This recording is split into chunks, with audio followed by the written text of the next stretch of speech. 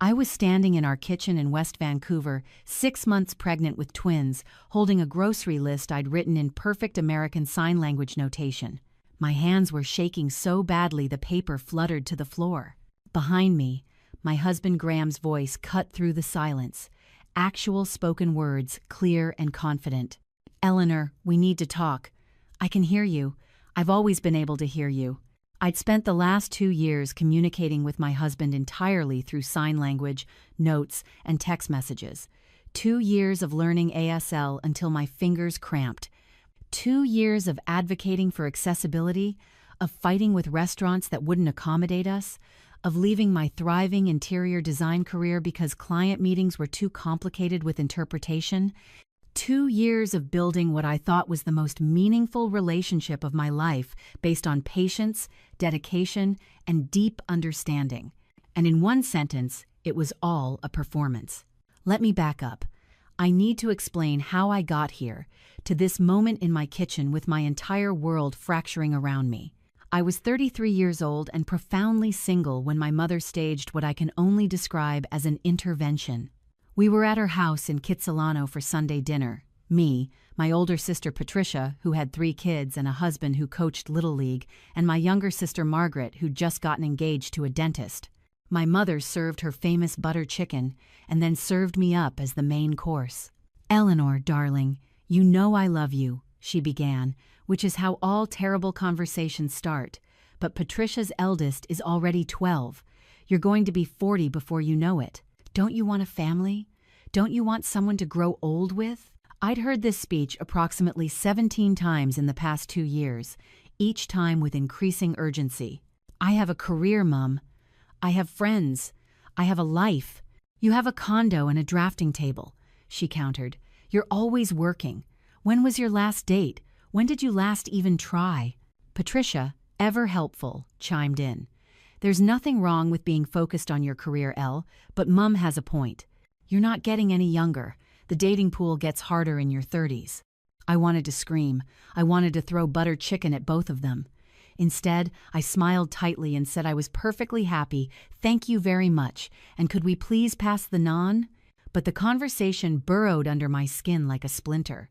On the SkyTrain home, I found myself studying the couples around me, young ones giggling together, older ones sitting in comfortable silence. Was I missing something fundamental? Was there something wrong with me for being content alone? I was still thinking about it 3 weeks later when I attended the Vancouver Real Estate Development Summit. My firm had been hired to design the interiors for a new mixed-use development in Olympic Village, and I needed to network with potential contractors. I wasn't looking for anything personal. I certainly wasn't looking for a husband. Graham Sutherland was giving a keynote speech about sustainable urban development. I noticed him immediately, not because he was handsome, though he was, in that distinguished way some men achieve in their late 30s. Graying temples, strong jawline, expensive suit worn with casual confidence. No, I noticed him because of how he presented. He didn't speak. His presentation was entirely visual, stunning architectural renderings, data visualizations, and occasional title cards. An ASL interpreter stood beside him, translating for the audience, but Graham himself remained silent, occasionally signing to the interpreter for clarification. The presentation was brilliant. His development philosophy centered on creating spaces that serve diverse communities, including those with disabilities. He spoke, or rather signed, about universal design principles, about buildings that didn't just accommodate differences, but celebrated them. During the networking reception afterward, I watched him from across the room. People approached him hesitantly, unsure how to communicate. Some tried sign language, fumbling awkwardly. Most just smiled and nodded and moved away quickly, clearly uncomfortable. I surprised myself by walking over. I didn't know much ASL then, just basic fingerspelling from a weekend workshop I'd taken years ago for a client project. But I spelled out my name slowly, Eleanor. Then I pointed to his presentation screen and made a gesture I hoped conveyed approval. Thumbs up, nodding enthusiastically. His face transformed. The polite networking smile became genuine. He fingerspelled his name back, Graham. Then he pulled out his phone and typed, You liked the presentation? Loved it, I typed back, especially the community integration model. I'm an interior designer. I work on projects like this. We spent the next hour typing on our phones, passing them back and forth. He explained that he'd lost his hearing gradually over 18 months due to Meniere's disease, a disorder of the inner ear. By the time he was 28, he was profoundly deaf. He'd learned sign language, adapted his business, and built what became one of the most successful sustainable development firms in Western Canada. Most people get uncomfortable, he typed. They don't know how to talk to me. They assume I'm less competent. You didn't do that. Why would I? I typed back. Your work speaks for itself. Or, well, you know what I mean. He smiled at that. Actually smiled, not the polite version. It did something to his whole face, made him look younger, more approachable. We exchanged business cards. His had an email and text number, no voice phone. Over the next week, we texted constantly. He asked about my design work. I asked about his development projects. The conversation spiraled into everything else: books, travel, family, dreams. It was the easiest communication I'd ever experienced with anyone. No small talk, no performance. Just honest, thoughtful exchanges. 2 weeks after the summit, he texted, "Would you like to have dinner? I know a place with great food and terrible acoustics, so the noise won't bother me at all." That first date was at a small Italian restaurant in Gastown. Loud, crowded, intimate. We sat across from each other, passing phones back and forth like teenagers. Halfway through dinner, I made a decision. I want to learn ASL properly, I typed. I want to talk to you in your language, not make you constantly use your phone. His expression shifted, surprise, then something deeper I couldn't quite read. You don't have to do that, he typed. This works fine. I want to, I insisted. Give me a month. I enrolled in an intensive ASL course at Vancouver Community College. 4 nights a week, 3 hours each session, plus weekend practice groups. I was easily the oldest person in the class, my fingers cramping as I learned the manual alphabet, basic signs, sentence structure.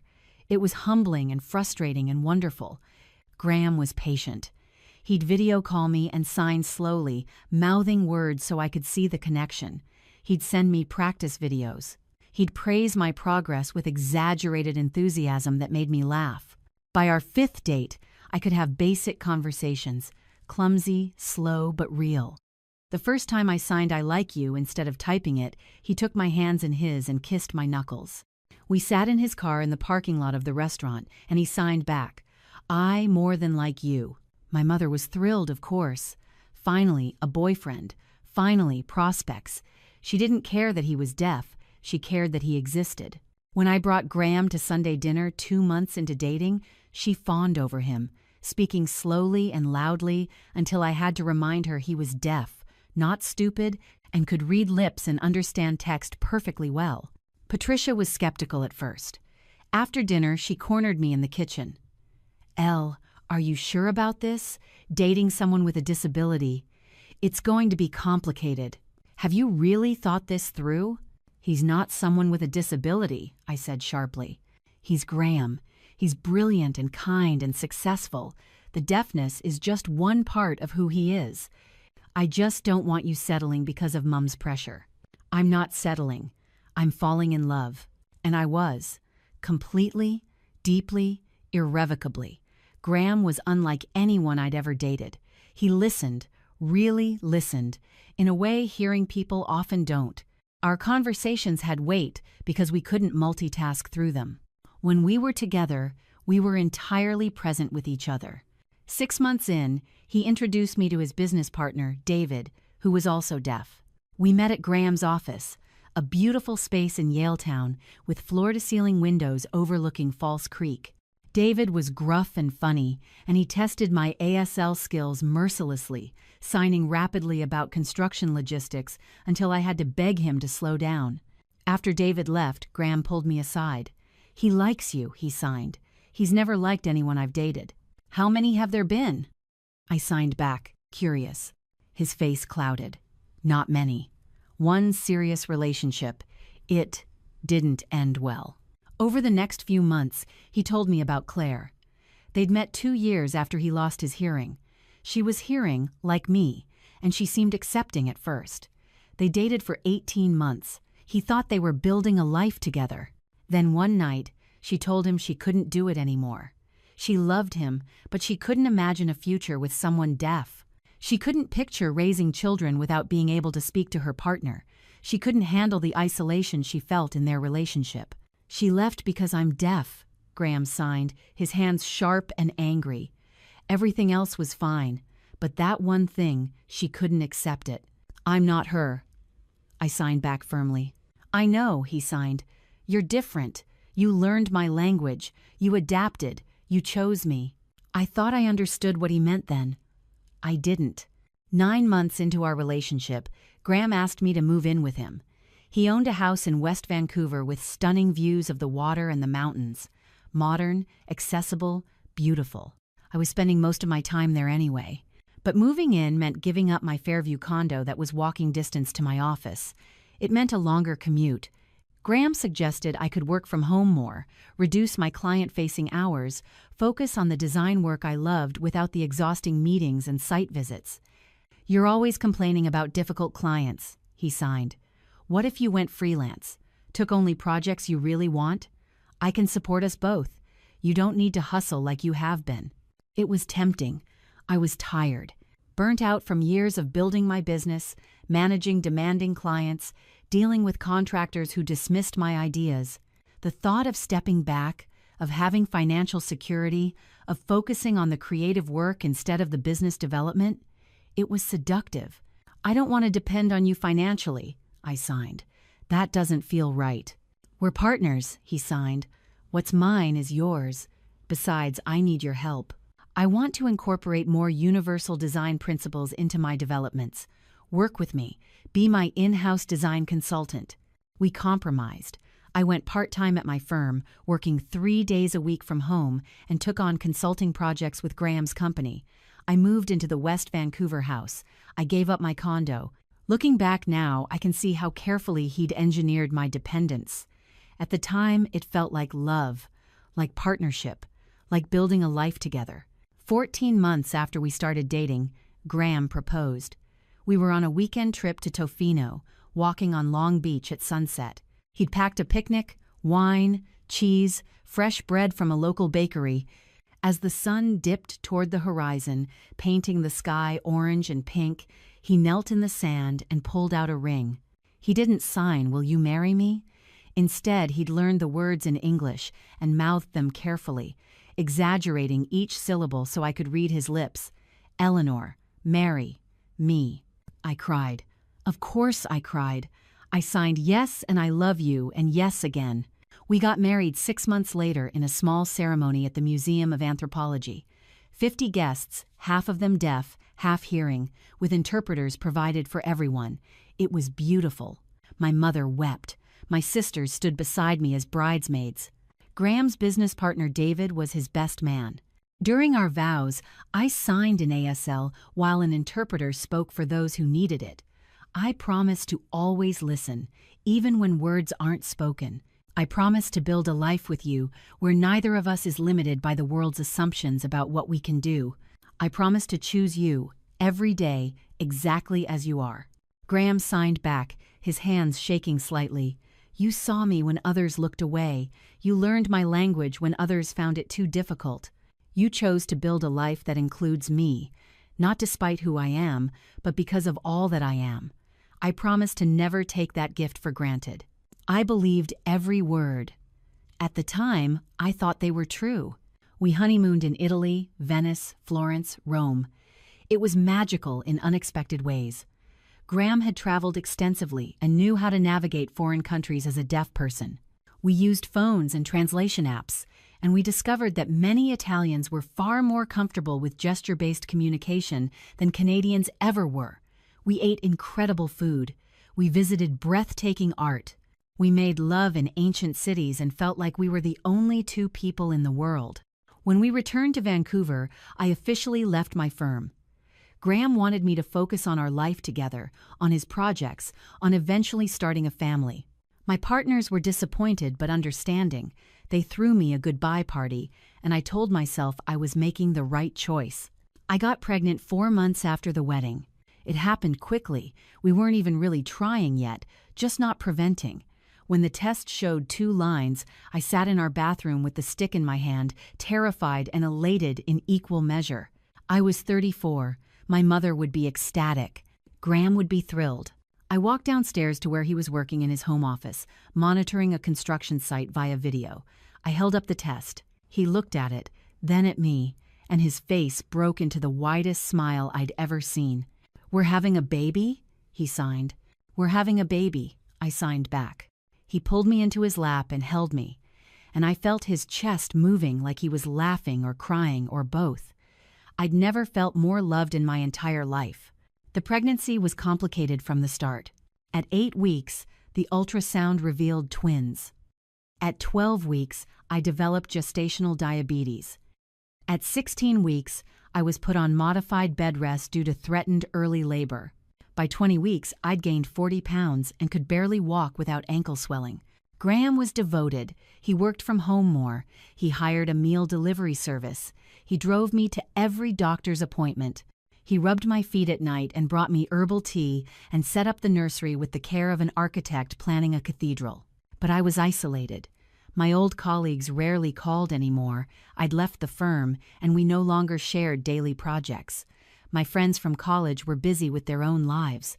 My sisters visited, but Patricia's kids had activities, and Margaret was planning her wedding. I spent my days on the couch, reading pregnancy books and scrolling through parenting forums and feeling increasingly disconnected from my old life. Graham was attentive, but he was also busy. His company had 3 major projects running simultaneously. He'd leave for site visits early in the morning and return late at night. We'd have dinner together, me signing about the babies kicking, him signing about contractor problems, and then he'd retreat to his office to catch up on work. I tried not to feel lonely. I tried to remember that this was temporary, that once the babies came, life would be full and chaotic and wonderful. I tried to focus on how lucky I was to have a partner who was financially stable and committed and excited about becoming a father. But some nights, lying in bed while Graham slept beside me, I'd wonder what my life would have been like if I'd never gone to that conference, if I'd never met him. If I'd stayed single and focused on my career like I'd planned, I felt guilty for even thinking it. At 24 weeks, my doctor recommended I stop working entirely. The babies were growing well, but I was exhausted, and the risk of early labor was too high. Graham agreed immediately. He'd handle everything. I just needed to focus on staying healthy. So I stopped. Stopped working, stopped checking emails, stopped pretending I was contributing anything beyond growing 2 humans inside my body. My world narrowed to our house, our bedroom, our couch, Graham, my doctor, my body, and the babies. I was 6 months pregnant when everything shattered. It was a Tuesday morning. I'd gotten up to make breakfast, granola with yogurt and fresh berries, decaf coffee, the same thing I ate every morning. Graham had left early for a site inspection. The house was quiet except for the hum of the refrigerator and the distant sound of a lawnmower from a neighbor's yard. I was writing a grocery list on the whiteboard we kept on the fridge. I'd gotten used to writing everything down, planning ahead, staying organized. I wrote, milk, eggs, bread, chicken, spinach. And then I heard it. The front door opening, Graham's footsteps in the hallway, his voice clear and precise. "Eleanor, are you home?" His voice. I stood frozen, marker in hand, staring at the whiteboard. Maybe I'd imagined it. Pregnancy brain, hormones. I'd been sleeping poorly for weeks. Maybe I'd hallucinated. Then he walked into the kitchen, phone to his ear, speaking.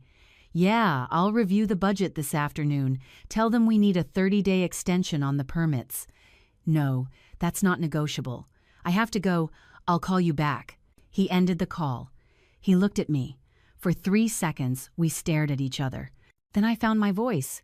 "What? What are you doing?" "Eleanor," he started. "You're talking," I said, and my voice sounded strange, high-pitched and sharp. "You're on the phone. You're speaking." He set his phone down on the counter carefully. "I can explain." "Explain what?" I was shouting now, my heart pounding so hard I could feel it in my throat. Explain that you're not deaf? Explain that you've been lying to me for 2 years? I wasn't lying, he said. His voice was deep, cultured, the voice of someone educated and confident, the voice of a stranger. Not exactly, it's complicated. Don't you dare, I said. My hands were shaking so badly I dropped the marker. It clattered across the tile floor. Don't you dare tell me it's complicated. You let me learn sign language. You let me change my entire life. You let me believe. I couldn't finish. The enormity of it was crushing me. Everything had been a lie. I lost my hearing, he said quickly. That part was true. The Meniere's disease, the gradual hearing loss, that all happened. But I got treatment, cochlear implant surgery 2 years ago, before I met you. It restored most of my hearing. I can hear almost everything now. Then why? I demanded. Why keep pretending? Why let me learn ASL? Why marry me thinking you were deaf? His face crumpled. For the first time since I'd known him, he looked small. Because of Claire, your ex-girlfriend? She left me because I was deaf, he said. We'd been together a year and a half. I thought we were in love. I thought she accepted me. Then one night she told me she couldn't do it. She couldn't imagine her life with someone who couldn't hear. She said she'd tried, but she just couldn't picture raising kids that way, growing old that way. She left because of my disability. So you got the implant, I said slowly. I got the implant. And 6 months later, I met someone new at a business conference. Beautiful woman, very interested, very charming. We dated for 2 months before I realized she'd looked up my net worth online. She wasn't interested in me. She was interested in Graham Sutherland, successful developer, millionaire, the money. So you started pretending to be deaf again to test people, to see if they were, what, good enough? To see if they were real, he said desperately. Don't you understand? Claire left because I had a disability. Sarah only wanted me because I had money. I needed to know if someone could love me for who I actually am. For me, not for what I can do or what I can provide. But you lied, I said. You've been lying to me every single day for 2 years. You watched me struggle to learn sign language. You watched me give up my career. You watched me... My voice broke. I pressed my hands to my stomach, feeling the babies shift and kick inside me. You let me marry you thinking you were deaf, I whispered. You let me get pregnant thinking our children would have a deaf father, that I'd need to teach them ASL from birth, that our whole lives would be built around accommodating your disability. And it was all fake. All of it. My feelings weren't fake, Graham said. He stepped toward me, and I stepped back. Eleanor, everything I feel for you is real. You're the only person who ever saw past everything else. You didn't care that I was deaf. You didn't care that I had money. You just loved me. That's what I needed to know. Get out, I said. What? Get out of this house. Get out right now. Eleanor, please. Get out! I was screaming, crying, shaking so hard I had to grip the counter to stay upright. You lied to me. You stole 2 years of my life. You made me give up everything based on a lie. How am I supposed to trust anything about us? How do I even know you actually love me, or if this is all just some sick experiment? It's not. I said, get out. He left, grabbed his keys, grabbed his wallet, walked out the front door without another word. I heard his car start, heard him drive away. Then I sank to the kitchen floor and cried until I couldn't breathe. I don't remember much of the next 48 hours. I know I called my sister Patricia, sobbing so hard she couldn't understand me. She came over with Margaret. They found me on the bathroom floor, still wearing the same clothes, face swollen from crying. They helped me into bed. They brought me water and crackers and sat with me while I told them everything. He lied, Patricia kept saying. That son of a bitch lied to you. But Margaret, ever the peacemaker, asked quietly, did he ever say he couldn't hear? Did he ever explicitly claim to be deaf? I thought about it, tried to remember our first conversation, our first dates, the early months. He'd never said, I am deaf. He'd said he'd lost his hearing to Meniere's disease. He'd used sign language. He'd acted like someone who couldn't hear. But had he ever actually claimed it in words? He lied by omission, Patricia said firmly. Same thing. The calls and texts started that evening. Graham tried everything. Voice calls, I didn't answer. Text messages, I didn't respond. Signed video messages, I deleted without watching. He left notes at the door.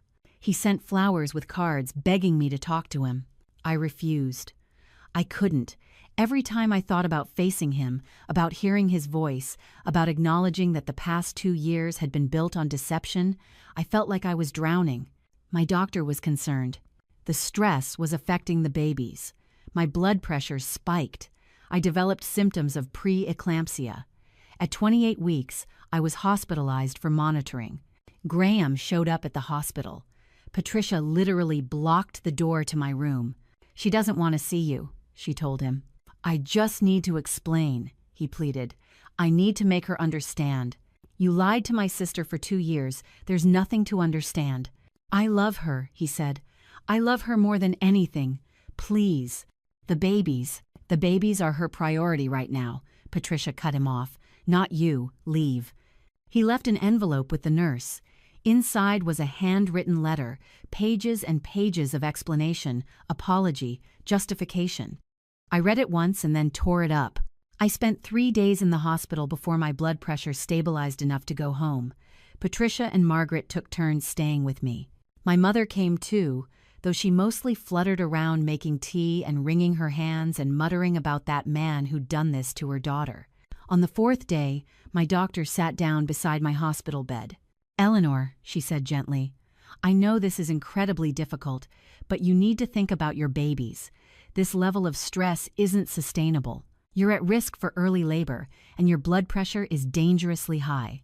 You need to find a way to manage your emotional state. How? I demanded. How am I supposed to manage when my entire marriage is a lie?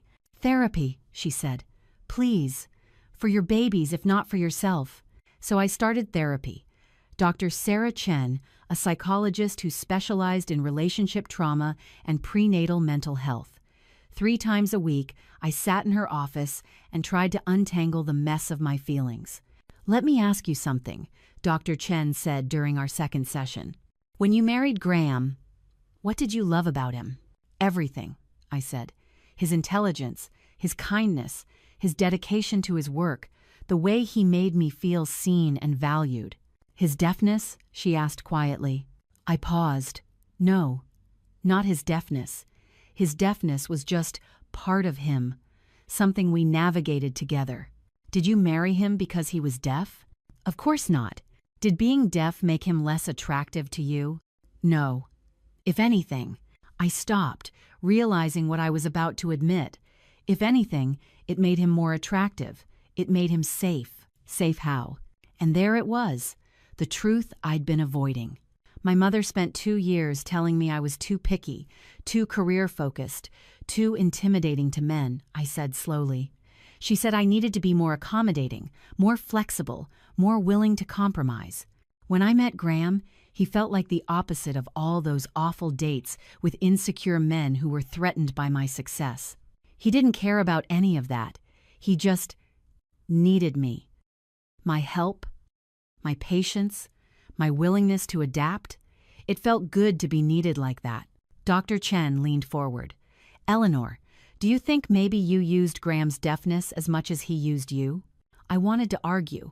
I wanted to say it was different, that I'd done nothing wrong, that I was the victim here. But she was right. I married him partly because he was deaf, I admitted, because it made me feel valuable, because it meant I was adapting for him, not the other way around, because it gave me a reason for changing my life that wasn't about being afraid of ending up alone. We sat in silence for a long moment. That doesn't excuse what he did, Dr. Chen said finally. He lied to you. He manipulated you. Those things are real and serious. But it might help to recognize that your relationship was more complicated than liar and victim. You both went into this marriage with your own reasons, your own needs, your own partial truths. Over the next month, I started to piece together a fuller picture. Graham had been deeply traumatized by Claire leaving. He'd internalized the belief that people would only reject him for his disability or use him for his money, nothing in between.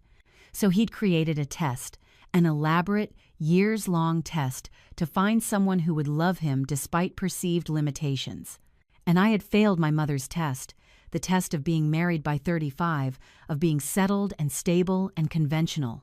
So I'd found someone whose needs made my life changes seem noble instead of desperate. We'd both been using each other, in different ways. At 30 weeks pregnant, I finally agreed to meet Graham for a conversation. We met at a neutral location, a coffee shop near the hospital. Patricia insisted on coming and sitting at a nearby table, just in case. Graham looked terrible. He'd lost weight. His hair was unkempt. He had circles under his eyes that suggested he hadn't slept in weeks.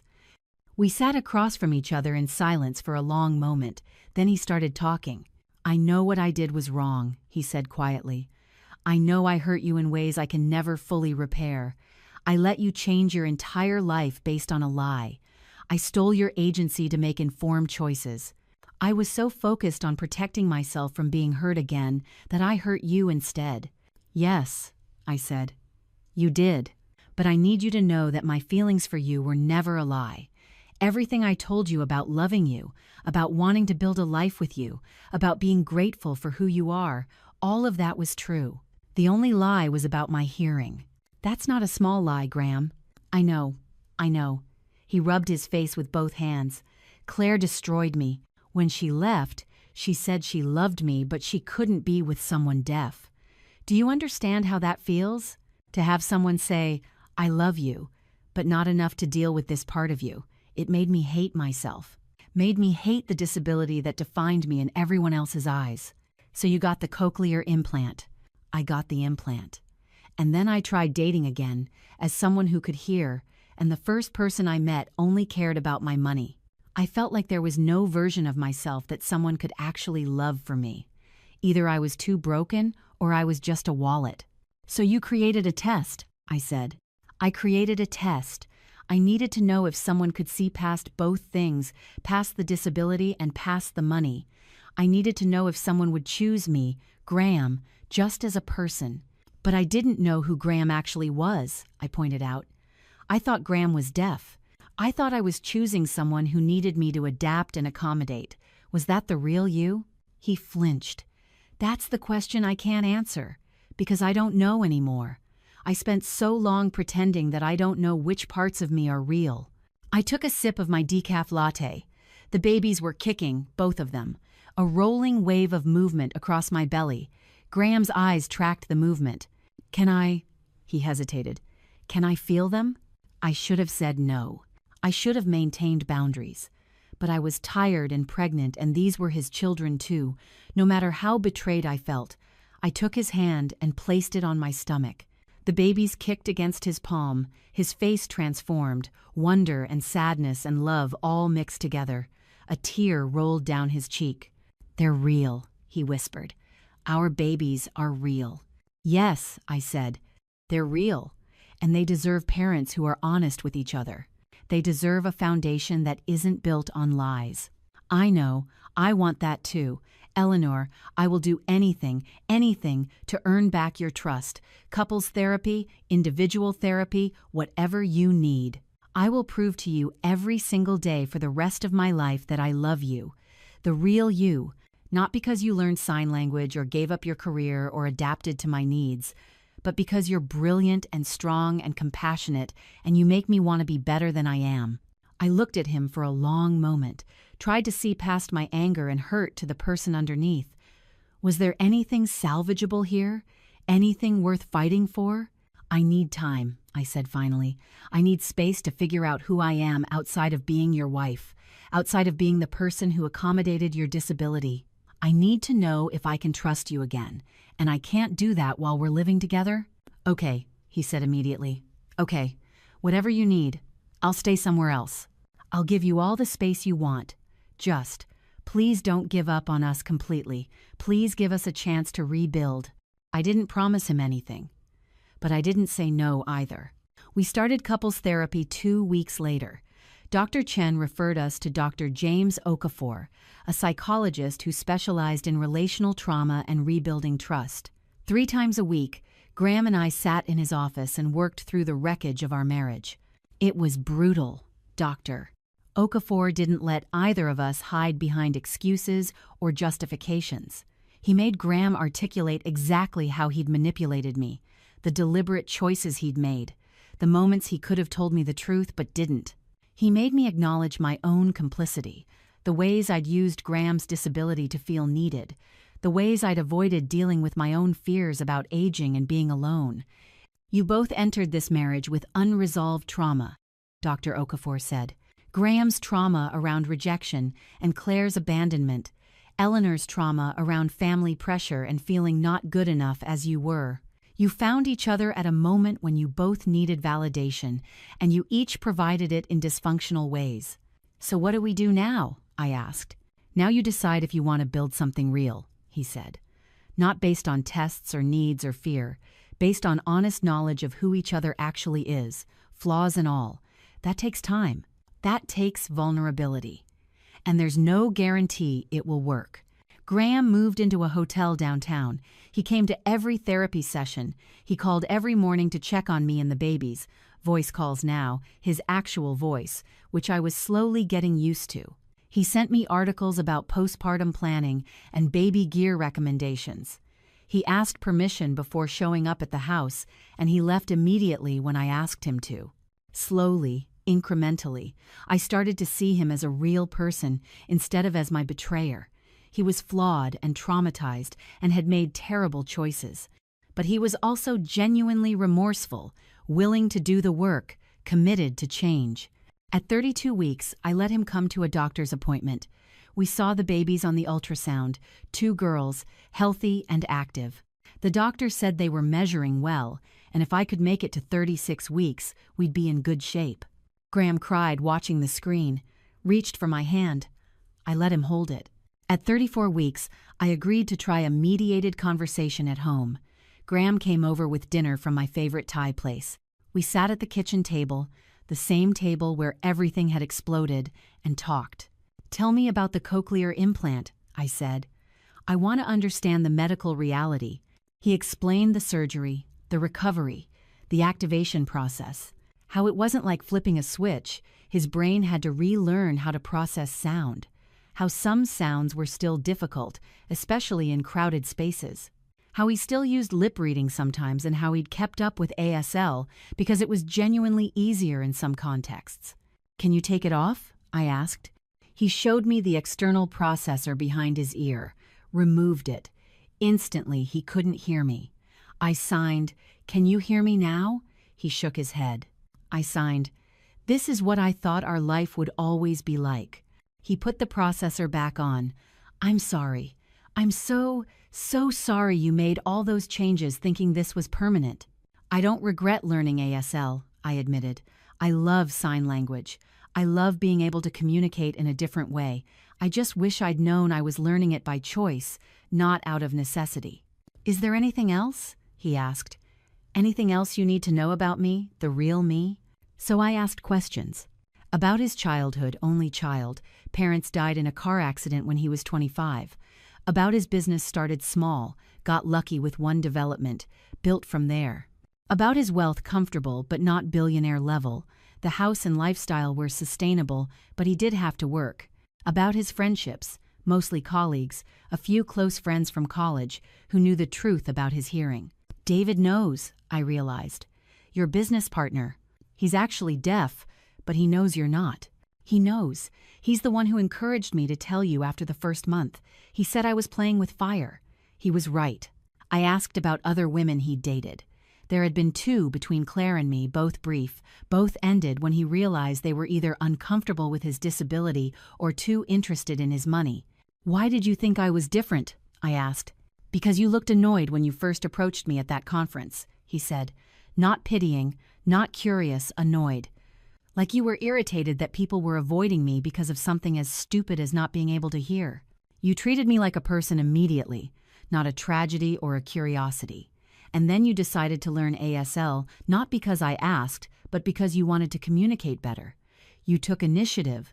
You made choices. You didn't wait for me to accommodate you. You accommodated yourself." I thought about that. It was true. I had been annoyed at that conference. Annoyed at people's discomfort, their awkwardness, their inability to see past one characteristic. I think I might have been overcompensating, I admitted, proving I wasn't like them, proving I was better, more accepting, more willing to adapt. Maybe. But you were also genuinely kind, genuinely interested. You asked about my work, not about my hearing. You wanted to know my thoughts, not my tragic backstory. We talked for 3 hours that night. When he left, I felt exhausted but slightly lighter, like maybe there was a path forward, even if I couldn't see it clearly yet. The babies came at 37 weeks. My water broke at 2 a.m., and I called Graham from the hospital. He arrived within 20 minutes, breathless and terrified. Patricia and Margaret came too, but I asked them to wait outside when it was time to push. "I want him here," I told Patricia when she protested. "He's their father. Whatever else is true, he's their father." 12 hours of labor. 2 beautiful, healthy baby girls. Olivia arrived first, screaming immediately. Charlotte came 6 minutes later, quieter and more contemplative. Graham cut both umbilical cords with shaking hands. He held each daughter with the carefulness of someone holding something infinitely precious and infinitely fragile. He cried when they wrapped their tiny fingers around his thumbs. "They're perfect," he whispered. "Eleanor, they're perfect." And in that moment, surrounded by the mess and pain and beauty of birth, I felt something shift. These babies deserved parents who loved each other, not perfectly, not without history or hurt, but genuinely. They deserved a family built on truth. "We have a lot of work to do," I told Graham as we sat together in my hospital room, each holding a sleeping baby. "This doesn't fix everything." "I know," he said softly, "but I'm not going anywhere. I will earn your trust again every single day." The first months with newborn twins were chaos. Sleep deprivation, endless feeding and changing, learning to coordinate 2 tiny humans' needs simultaneously. Graham moved back into the house, into the guest room, but back. We needed all hands on deck, and whatever our issues, he was a devoted father. We kept going to therapy, kept working through the layers of hurt and deception and misunderstanding. Dr. Okafor helped us develop tools for communication, for checking in with each other, for naming when old patterns were emerging. Graham did concrete things to rebuild trust. He gave me complete access to his finances, showed me every account and investment. He introduced me to all his friends and colleagues properly, without the deaf act. He started learning how to be fully himself, without hiding behind any performance. I did my own work too. I started painting again, something I'd loved in art school but abandoned years ago. I took an online interior design course to refresh my skills. I started reaching out to old colleagues about possible collaborations. I worked on separating my identity from being Graham's wife or the twins' mother and reclaiming Eleanor the individual. 6 months after the twins were born, we went away for a weekend without them. Patricia watched Olivia and Charlotte, and Graham and I drove to Whistler. We stayed in a small inn, hiked mountain trails, sat by a fireplace drinking wine. "Do you still love me?" Graham asked on the second night. "The real me? Not the person you thought I was, but who I actually am?" I thought about it honestly. Did I love the man sitting across from me, flawed, traumatized, capable of both deep love and deep deception? "Yes," I said, "but differently. I don't love you the way I did when we first married. That love was based on a fantasy version of us. This love is harder, more complicated, but it's real." "Is it enough?" he asked. "I don't know yet, but I'm willing to keep trying." We renewed our vows when the twins were a year old. A small ceremony, just immediate family, in our backyard. This time, there were no interpreters, no sign language, just Graham's voice, clear and steady, saying, "Eleanor, I stand before you today as myself, imperfect, flawed, but entirely honest. I promise never to hide from you again. I promise to trust you with all of who I am, even the parts I'm ashamed of. I promise to build a life with you based on truth, even when the truth is uncomfortable." I spoke my vows in return. "Graham, I choose you, with eyes wide open. I choose you knowing your capacity for both love and fear. I choose to build a life where we both show up fully, without pretense or performance. I choose to keep choosing you every day, even when it's hard. It wasn't a fairy tale ending. We still had hard days. Days when I was angry about the lost years, about the sacrifices I'd made based on false premises. Days when Graham retreated into old patterns of hiding or testing. Days when we had to actively work to remember why we were doing this. But we had our daughters. We had honesty, finally. We had a foundation that was real. Now, at 65, I look back at that younger version of myself, 33, and desperate for validation, learning sign language in a windowless classroom, marrying a man whose voice she'd never heard. I have compassion for her. She was doing her best with the tools she had. Graham and I celebrated our 30th wedding anniversary last month. Our daughters are 28 now. Olivia is an architect. Yes, I cried when she chose that path. And Charlotte is studying disability rights law. We have a good life, an honest life. Graham still uses his cochlear implant, but we've kept up with ASL as a family. All 4 of us are fluent. It's part of how we communicate, especially when the girls want to talk to each other across a crowded room or when Graham's implant battery dies at inconvenient moments.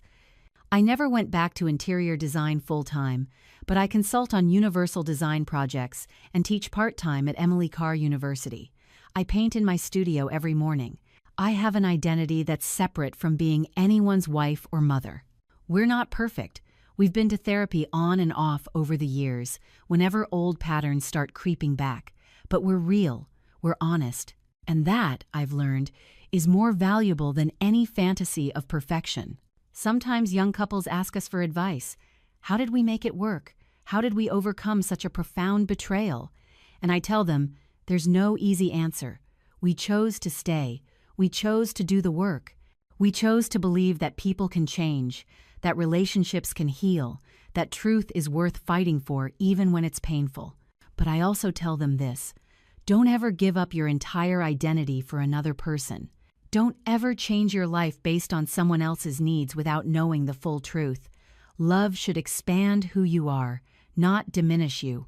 And if someone tests you, if they create elaborate scenarios to see if you measure up, ask yourself, do you want to spend your life proving you're worthy, or do you want a partner who knows your worth without tests? Graham and I got lucky. We did the work. We found our way back to each other through honesty and therapy and sheer stubborn determination. But not every story ends this way. Some betrayals are too deep to overcome. Some relationships aren't meant to be salvaged. I tell people, trust your gut. Do the work if it feels worth it. But don't sacrifice yourself on the altar of someone else's trauma. You deserve better than that. We all do. That kitchen in West Vancouver, where Graham's voice first shattered my world, is still our kitchen. We've remodeled it twice over the years, but I can still stand in that exact spot where I dropped the grocery list and remember how it felt to have everything I believed crack open. I'm grateful for that moment now, not because it was beautiful or meaningful or part of some grand plan, but because it was true. Finally, after 2 years of performance, something true broke through. And truth, painful as it was, gave us the chance to build something real. That's all any of us can hope for, really. Not perfection, not fantasy. Just truth and the courage to face it together.